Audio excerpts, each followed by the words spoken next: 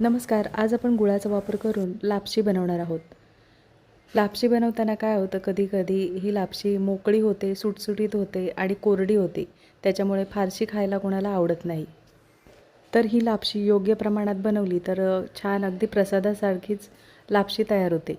तर आज आपण योग्य प्रमाण घेऊन ही लापशी बनवणार आहोत. मऊसूत असली तरी दाणेदार अशी ही लापशी तयार होते. तर आज आपण इथे गूळ वापरून लापशी बनवणार आहोत. फ्राय पॅनमध्ये आपण कांदे पोहे खातो त्या चमच्याने 2 चमचे आपण साजूक तुपाचा वापर केलेला आहे.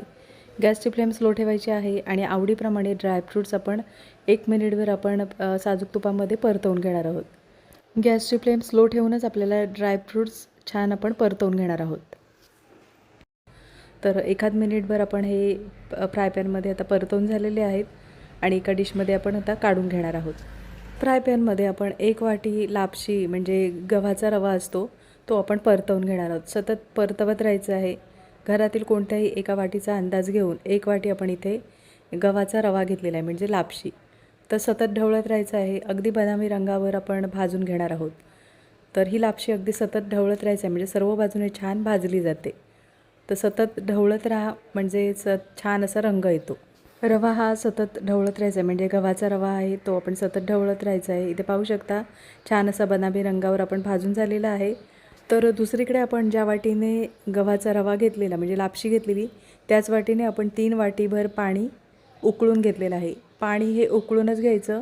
तर इथे गॅस बंद करा किंवा गॅसची फ्लेम एकदम स्लो ठेवायची पाणी ओतताना, कारण पाणी हे उकळलेलं आहे आणि रवासुद्धा गरम असतो त्याच्यामुळे अंगावर उडण्याची शक्यता असते. त्याच्यामुळे इथे एकतर गॅस बंद करायचा किंवा गॅसची फ्लेम स्लो ठेवायची. गॅस जर बंद केलेला असेल तर इथे आता गॅस चालू करायचा आहे आणि 5 मिनिटासाठी आपण गॅसची फ्लेम स्लो ठेवून वाफ देणार आहोत.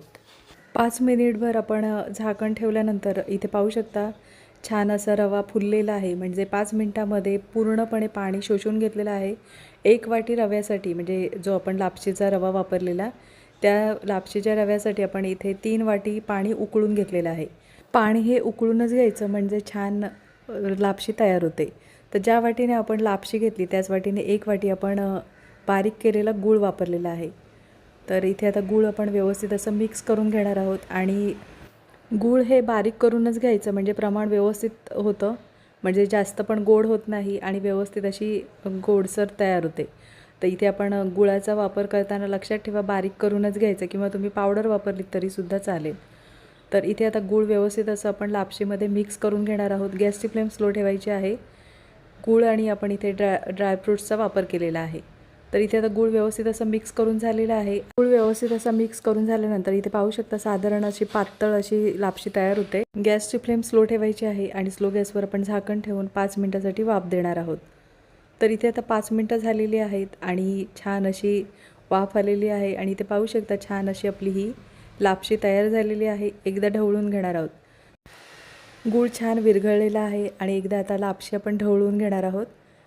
लापशी छान मऊसूत असली तरी छान दाणेदार अशी तयार झालेली आहे. लापशी घेताना लक्षात ठेवा 3 प्रकार असतात. एकदम बारीक असते, मीडियम असते आणि एकदम जाड असते. तर इथे आपण मीडियम साईजची लापशी वापरलेली आहे. तर इथे आता वरून आवडत असल्यास तुम्ही वेलची पावडर आणि जायफळ पावडरचा वापर करू शकता. गोडाचे पदार्थ बनवताना लक्षात ठेवा सगळ्यात शेवटी आपण वेलची पावडर आणि जायफळ पावडरचा वापर करायचा म्हणजे छान असा स्वाद येतो. तर इथे आता वेलची पावडर आणि जायफळ पावडर आपण मिक्स करून झालेली आहे. गॅस बंद करायचा आहे आणि एका वाटीमध्ये आपण काढून घेणार आहोत. मस्त अशी मऊसूत अशी दाणेदार लापशी तयार झालेली आहे. नक्की एकदा अशा पद्धतीने ही लापशी बनवून बघा आणि कमेंटमध्ये मला नक्कीच सांगा.